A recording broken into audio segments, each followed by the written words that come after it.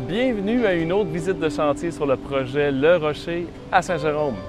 Condo Le Rocher phase 1, c'est 62 unités locatives destinées à une clientèle 55+. C'est des condos qui sont livrés clé en main. À chaque semaine, on fait une petite visite du chantier pour voir la progression. En fait, c'est une façon de montrer aux futurs locataires la qualité de la construction. Et aussi, c'est une opportunité pour les travailleurs, les sous-traitants qui sont sur le terrain, de voir aussi l'avancement du projet parce qu'il y en a qui sont rentrés au début, il y en a qui vont rentrer plus tard. Bref, c'est une façon pour le groupe Marcio et aussi ses sous-traitants de montrer la qualité du travail qui est fait ici. C'est Francis qui est à la fois chargé de projet, foreman, surintendant.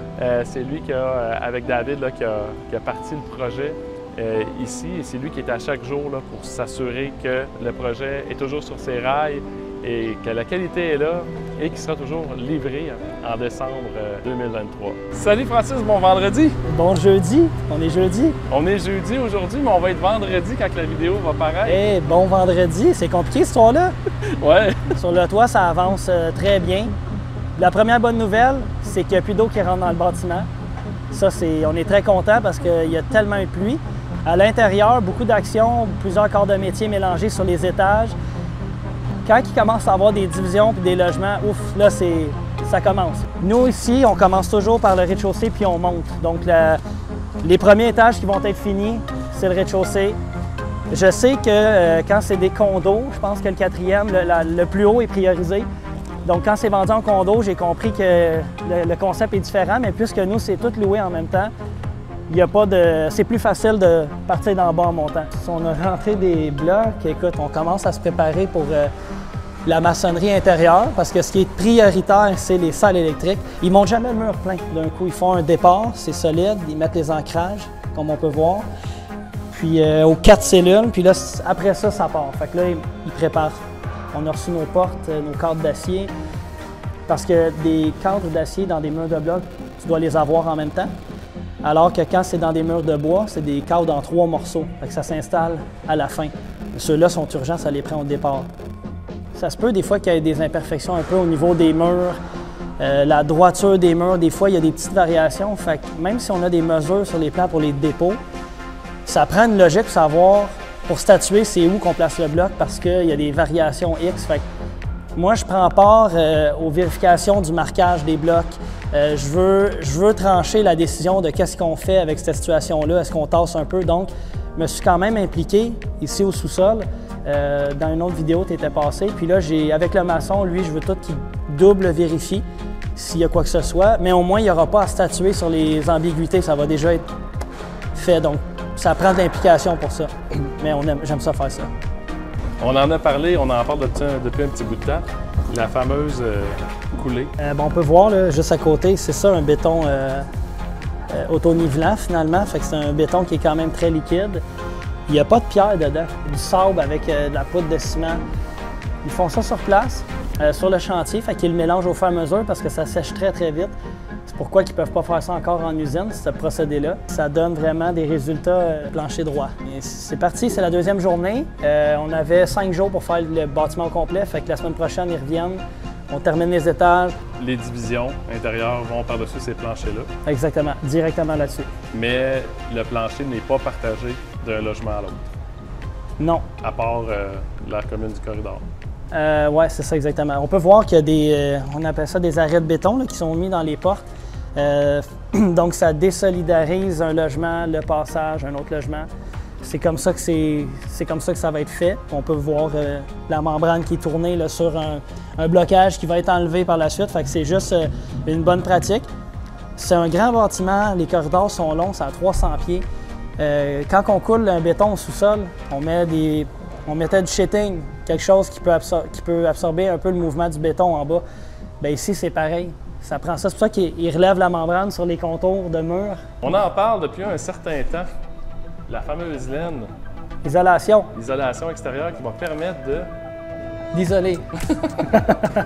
Oui, non, mais ça va permettre plusieurs éléments. Encore une fois, ça permet les travaux de charpente qui sont à terminer. Il y a toute la fourrure de bois installée partout sur les murs. À chaque fois que tu me parles de la fourrure de bois, là, je vois un animal avec une fourrure de Ah, bois, genre. tu vas pouvoir mettre une image. On fait l'isolation comme ça, on installe le pare-vapeur, le charpentier passe, fait les fourrures de bois sur les murs, puis par la suite complète les divisions. Fait que c'est juste les étapes normales. Ça fait longtemps qu'on essaye de le faire, mais c'était pas possible. Fait que là, l'entreprise qui est ici, elle a quand même une très bonne gang. Ils ont commencé cette semaine, puis on est au 4e étage. C'est pas fini en bas, mais ça avance bien. J'imagine qu'il y a des prises avec de l'électricité dans Ouais. ça, c'est fait à la fin. Ouais. Comment ça marche? On va couper le polythène, on va l'installer, on va repasser le tape? Non, en fait, il se faufile le filage derrière les fourrures de bois. Puis avant, ils mettent des prises. Des fois, ils mettent des prises plus minces aussi au lieu de mettre une boîte normale. Là, il y a des boîtes moins profondes, ça l'aide. Mais ils font toujours, ils mettent toujours, on va le voir, là, un petit carré de pare-vapeur. Ils forcent un peu la prise dedans, mais ils vont sceller avec un tape bleu tout le tour du polythène qu'ils vont installer. Mais ça va être, on va pas le montrer éventuellement, mais il n'y a pas de secret. Là. Quand tu mets une boîte dans un mur, ça prend le pare-vapeur bien fait. Si on fait juste mettre la boîte, on va perforer, c'est pas bon. Parce que c'est ça, là, pour ceux qui ont habité dans des îles, dans les vieilles habitations. Là, des fois, quand on sent beaucoup de froid rentré par une prise, c'est parce qu'ils n'ont pas fait ça, ils ont juste comme percé. C'est parce que, évidemment, quand on installe, ça c'est comme un sac Ziploc, hein? On emballe tout dans le sac. Fait que c'est sûr que si tout est scellé puis qu'il y a une fuite ici, ben là, ça court derrière le gyps, fait que ça va sortir par la première ouverture.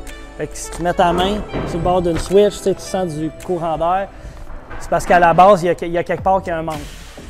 Tu sais, on pourra montrer, mais on prend le temps de mettre 2 joints de scellant acoustique dans le bas des murs, même si on a un plancher de béton d'1,5 pouce qui vient cacher le bas du mur, on va quand même prendre le temps de mettre un scellant dans le bas partout. Fait que c'est des détails que c'est pas tout le monde qui font. Mais ça, là, c'est ultra important. Ce travail-là est ultra important. Puis ça prend beaucoup de check-up après. Parce que les gars de la mécanique qui arrivent, ça perce, ça met une lumière, des fois ils replacent mal la laine. Nous, on demande qu'ils remplissent les trous de rétane. Fait que s'ils passent sur un fil, ils percent, il faut qu'ils mettent le rétane puis ils rescellent avec un tape. Mais il y a une grosse inspection à faire avant la fermeture du gyps qu'on fait nous. Là. On demande aux sous-traitants de le faire, mais on repasse, puis ça, c'est très important. La poutre d'acier qui est installée en haut en ce moment, elle sert juste pour comme un mont de charge pour les personnes qui vont installer l'ascenseur. Autrement dit, il va y avoir des câbles ou des chaînes qui vont passer par-dessus la poutre. Ça va faire un effet de levier pour monter les éléments. Fait que là, cette poutre-là, il fallait l'installer dans les murs de bloc. Mais puisque nos murs de bloc ont été faits un peu plus tard, il fallait suspendre la poutre d'acier. On a trouvé temporairement, on a fait faire une installation là, pour que la poutre d'acier soit suspendue. On a complété les blocs. Là, on peut voir qu'ils sont venus faire l'isolation à l'uréthane dans le plafond de l'appentis de l'ascenseur. Et aussi, à l'intérieur, au niveau du grenier, on isole toujours par-dessus les blocs. C'est des endroits difficiles à isoler. L'uréthane, ça couvre tout ça. Donc, bel job qui est fait. C'est le fun d'avoir ça. Merci pour le petit tour. Ça fait toujours plaisir. Bel job. Merci, mon homme. Toujours un plaisir. Rendez-vous la semaine prochaine. Yes, sir. Les condos qui seront habitables en décembre 2023, c'est des 3,5 et des 4,5. Parmi les 4,5, on a le choix de 1 ou 2 salles de bain.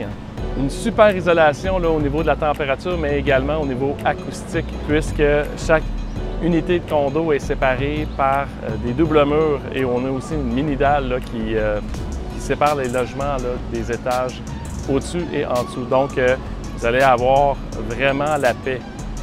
Chaque unité vient aussi avec son propre réseau sans fil, son propre Wi-Fi, sa connexion Internet. Vous avez des aires communes, on a un mini-gym, un petit local là, pour une coiffeuse. Ici, on a un stationnement souterrain et 2 ascenseurs.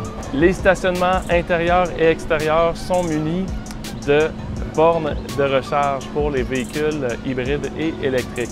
Si le projet vous intéresse, je vous invite à visiter la page de Condo Laurentide ou simplement le site internet de condolaurentide au pluriel.com. Si vous avez écouté la vidéo jusqu'ici, je vous invite à aller mettre un pouce par en haut et vous abonner à la page de Condo Laurentide ou la page de Groupe Martiaux. Au nom de toute l'équipe, je vous souhaite un excellent vendredi, une excellente fin de semaine. Merci de partager. À bientôt.